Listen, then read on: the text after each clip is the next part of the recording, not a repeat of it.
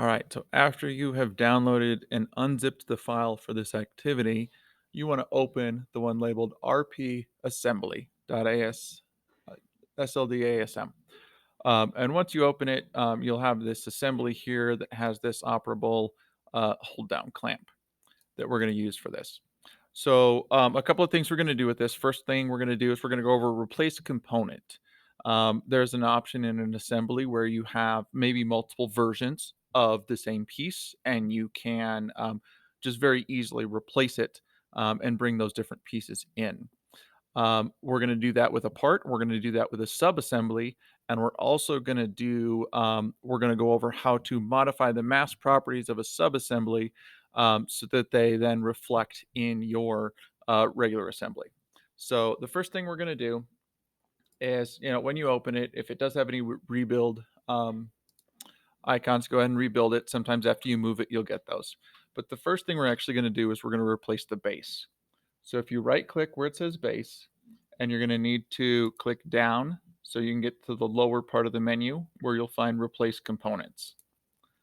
And once you do that, you'll see that you're trying to replace the base in this assembly with this one, and you'll have to click browse.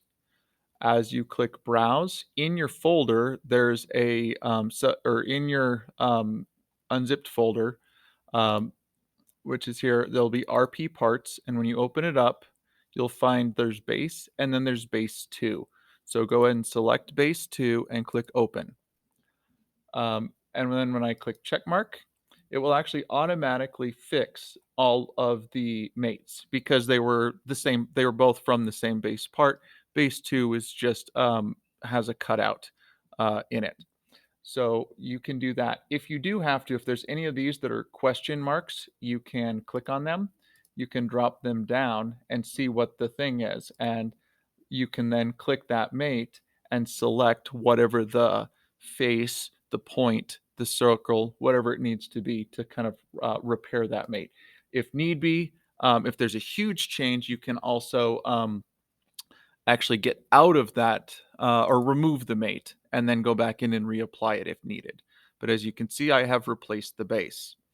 Now, the next part is we're going to replace the hold down subassembly.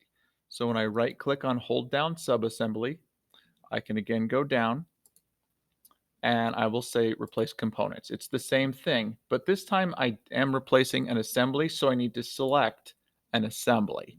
And you'll notice by default it does that for me. So I'm going to pick long hold down subassembly. And when I open that and apply it, you'll notice since they came from same parts or similar parts, um, everything matches up. So now I just have a longer arm on my subassembly, but as you can see, everything still works in my hold down clamp. So as you go through the activity, you're probably going to want to double check now at this point, and answer any questions that you might need to that have you doing this after parts have been replaced. You can always replace them the other way as well if need be. The last thing to show is there is actually a way that you can specify the mass properties on a subassembly such that they behave in a certain way in the assembly. So if I look at my assembly right now and I click on my mass properties, go ahead and rebuild it as it asks for, you can see that it's 0.62 pounds. I'm going to go ahead and in my options, I am going to up the, actually, you know what? This is, I think, supposed to be metric. So I'm going to go ahead and switch to metric. You guys should make sure you're in the right thing. And then under mass properties, I see that I have 281.09 grams. So that's my current mass as it currently sits right now. So if I open my subassembly, so I'm going to find my long hold down subassembly, right click on it, open the subassembly. I can click the mass properties here. And what I'm going to do is you can see currently, this is my mass right here. I can click override mass properties, override mass, and I am going to override the mass to be 200 grams. Okay. Save that. And when I close it and go back to the original, I can now go to mass properties, and you see now my mass is 316.16. So you can see that that is now acting as though it in fact weighs 200 grams. So the CSWP does have at least a question or two where overriding the mass properties of a subassembly is required. So that is how you do everything you need to do. So um, if you have done this already, and you followed along with me, that's great. You may not want to save this because as you start the activity, it'll tell you to starting from the beginning.